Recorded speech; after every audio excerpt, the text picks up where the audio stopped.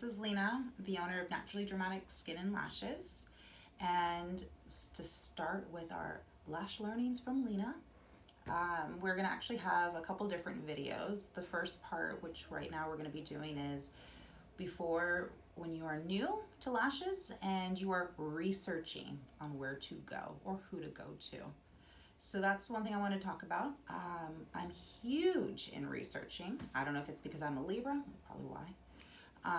I will research the daylights out of things. So I want to kind of give a little bit of tips, things that I look for, as well as what I looked for when I was applying to work at a lash salon, because I used to. So whether you do Google, you do Yelp, you do Instagram, Facebook, or through a friend, when you are looking at their website, their Instagram, whatever it is, look at the photos, see if some of the styles are ones that kind of fit what you're hoping to achieve. If you want natural look, are there natural different looks on there?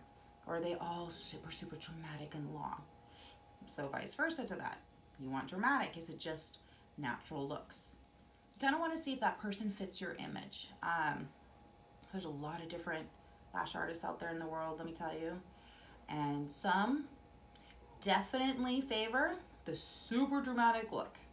And if you're looking for something natural, they may not be the fit for you. Not saying they won't, may not. Now, into regards of Yelp, when you're doing your research, and what I do is I look at the complaints. And obviously some people are just gonna complain because they can complain in general. We all know that, okay? But there is a difference. So for me, I kind of look at, are there about 10 similar types of complaints the past 6 months?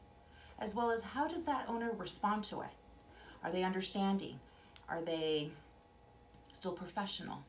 I had, when I was applying for lash salons and doing my research, there was one particular one where the clients were, some of them were very valid complaints. That owner was not nice, was very unprofessional.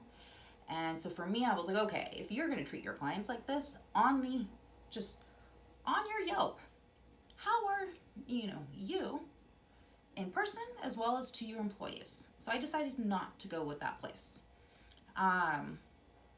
So when you're researching, see about that, as well as when you call to make your appointment. Are they helpful? Are they nice? Is there, are they asking you questions and asking how you found them? Just like little things like that. So then I'm gonna do now a video of when you're walking into your salon or the suite, off of how, in my opinion, your experience should be. But until then, this is Lina with Naturally Dramatic, and I'll see you soon.